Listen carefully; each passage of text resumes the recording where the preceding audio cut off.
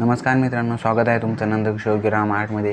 आजच्या व्हिडिओमध्ये आपण गणपती बाप्पाचं कलर स्केच काढणार आहे आणि आउटलाइन बघू शकता किती परफेक्ट जमली आहे आपल्याला।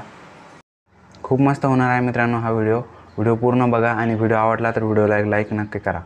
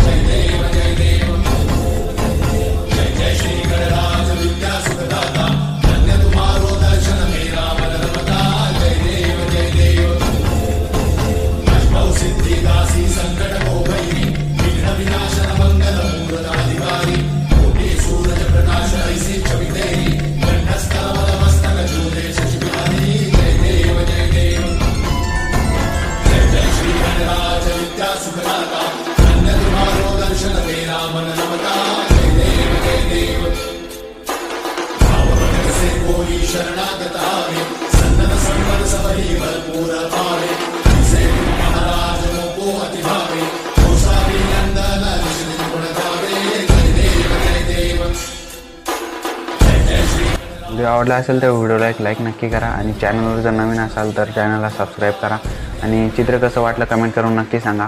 भेटूयात मित्रांनो पुढच्या व्हिडिओमध्ये।